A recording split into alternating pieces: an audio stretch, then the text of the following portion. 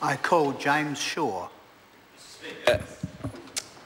I just wanted to pick up on something that the member for Wellington Central, Grant Robertson, said in his comments a few moments ago, which is that this is a burning issue, that people do care about it, and it's therefore appropriate that we are dealing with it. I agree. I mean, this is a burning issue, and it has been a burning issue for years and years and years. So it seems strange that, given that it has been a burning issue for all of this time, that we cannot take a few weeks, or as the Attorney General likes to call it, 6 months of chit-chat, to do this properly, to actually consider this properly. Mr. Robertson also referred to the problem of linking it, some of the links between public sector pay versus the whole economy.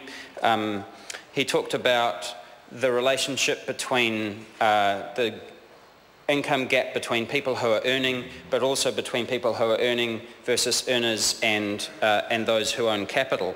And I wanted to just reflect on that a little bit at the moment, because it does have implications for why this bill is the way that it is. In fact, why our pay has been organised the way that it is. Since the early 1970s, the gains of productivity have accumulated more to capital than they have to labour. That's just a straight economic fact.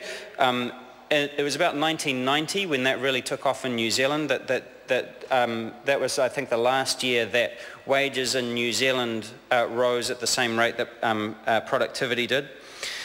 And as a natural consequence of that, as the proceeds from productivity have accumulated more and more to capital, the gains from that have accumulated more and more to chief executive pay, because they are rewarded more and more on the shareholder returns. So how that's affecting us is that in order to get public sector chief executives, they also have to get paid at a level that can compete with private sector chief executives. So that's been behind this huge drive to pay chief executives more and more and more, while everybody else is kind of largely flattened out.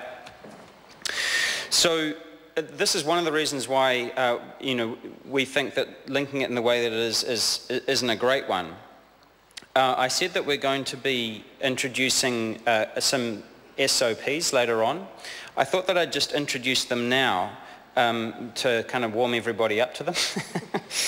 So the first would see MP salary movements being indexed to movements in the nominal median individual income as determined by the New Zealand Income Survey published by Statistics New Zealand. So that means that if the median income of New Zealanders go up, then MP salaries would go up by the same dollar amount. If the median income of New Zealanders goes down, then MP salaries would similarly go down. That then ties our interests to the economic interests of New Zealanders, rather than having them be bifurcated. It's a simple and transparent way for the Remuneration Authority to calculate MP salaries, and it would focus our minds. More importantly, it's a fairer system. Percentage increases just widen the gap between top earners and everybody else. So since the 2007 to 2008 financial year, MPs would have received an increase of only $4,276 under this SOP, as opposed to $29,800 under the current system. So if we're serious about tackling this, then we need to take some initiative. Our second SOP doesn't go quite as far as that one, but it's still better than, we believe, than what the government's proposing. So instead of tying MPs' pays to the public sector pay as calculated in the quarterly employment survey, we would be using the labour cost index. The labour market statistics is a truer measure of the actual rate increase in the quarterly employment survey, because it measures what people are actually paid by employers rather than income. Moreover, we'd amend, under that system, since the 2007 to 2008 financial year, MPs would have received an extra $14,514 rather than the $29,800 $29,800 that we've actually received since that year. So if the government's determined to use a percentage-based system, then that, we believe, is superior to the QES. So I'll just repeat those. So under the status quo, under the current system, since the 2007 and 8 financial year, the increase has been a total of $29,800, and that's why the public are getting, we think, rightfully outraged about that. Very few other people have had that kind of increase in that short of time. Under our SOP, in which we're linking it to the median income, that would have only been $4,276. So instead of $29,800, it would have been $4,276.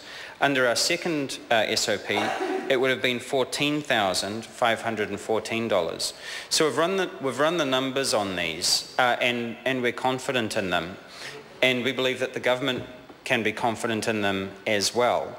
The problem that we've got with the bill as it's presented, of course, is that we don't have anything that we can really compare it to because of the process, as we said, that's been rushed. So, just to sum up, as I was saying, I wanted to just reflect on the points that have been raised by some of the other speakers about the widening gap in New Zealand that has been driven largely by the changes in which the rewards of productivity are accumulating to capital over labour, and the effect that is having on chief executive pay, and the effect that is having therefore on the benchmarks that we have historically been measured against, and that is why we're kind of in the pickle that we're in. So we believe that, as Mr. Robertson said, tying it to something that's going on in the broader economy, not just one sector of the economy, but the broader economy, and tying it to the interests, the economic interests of all New Zealanders makes far more sense than the proposal as it is. So we will be introducing both of those as soon as we can, which, as we've noted before, we're kind of struggling to keep up with this truncated and unfortunate process. Thank you, Mr. Speaker.